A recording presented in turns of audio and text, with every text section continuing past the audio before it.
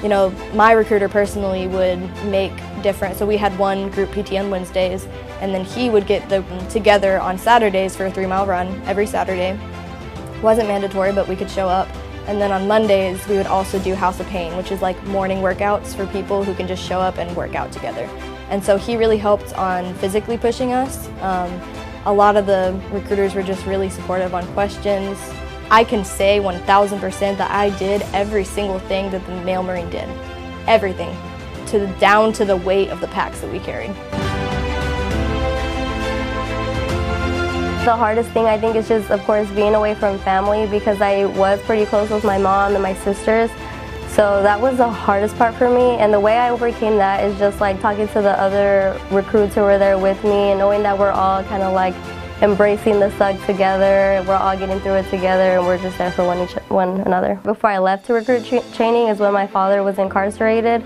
So of course, you know, I missed them, but luckily, you know, those letters really meant a lot, because my father was able to even write for me while being incarcerated, and I was able to write back to him, and his letter was actually one of the first ones that I got, so it really meant a lot getting those letters.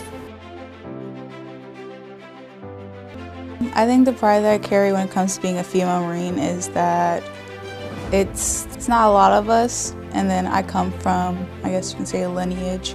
My mom was a sergeant major. I just kind of want to be like her. The pride I carry being a female Marine is just like when I tell people that I'm in the military and they ask me what branch, and I tell them that I'm in the Marines, it's like the surprise on their face, and they're like, you look so young, how did you like overcome certain things? And it's like, I don't know, I just woke up and I did it.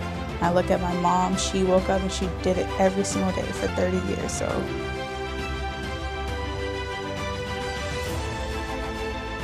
Good afternoon, ladies. My name is Sergeant Valentine.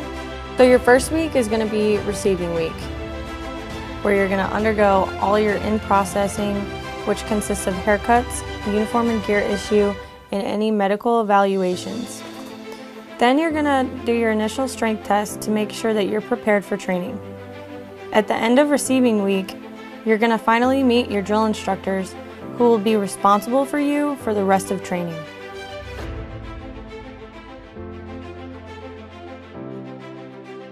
Training weeks 1 through 3, you are going to receive instruction on military history, customs and courtesies, basic first aid, uniforms, leadership, and core values. You begin to learn discipline through close order drill and hand-to-hand combat skills through the Marine Corps Martial Arts program.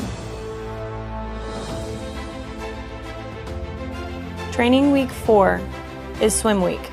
Marines need to know how to survive in the water. That's when you learn to leap into water, tread water, use issued equipment to stay afloat, and to shed heavy gear that could pull you underwater.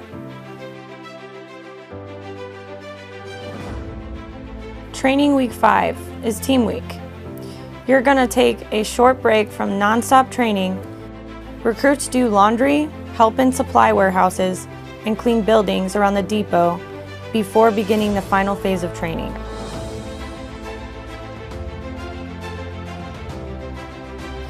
Training week 6 is grass week.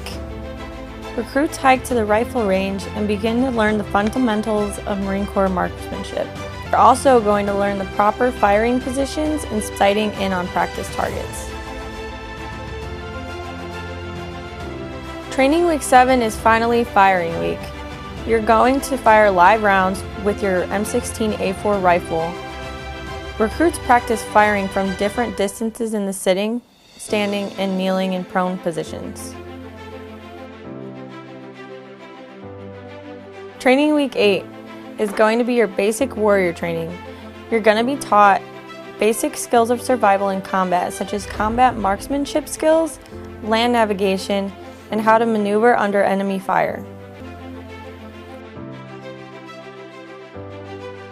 Training weeks 9 through 10 are testing weeks. The recruits are going to undergo various academic and physical exams.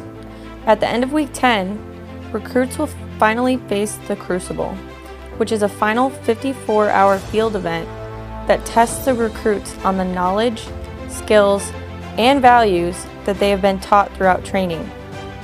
Those who complete the final challenge are awarded their Eagle Globe and Anchors, which symbolize their transformation from recruits to Marines. Training weeks 11 and 12, the new Marines are inspected by their battalion commanding officers. They complete final administrative tasks before their graduation ceremony. The new Marines get 10 days of leave before reporting for additional combat training, and then to various military occupational specialty schools across the country.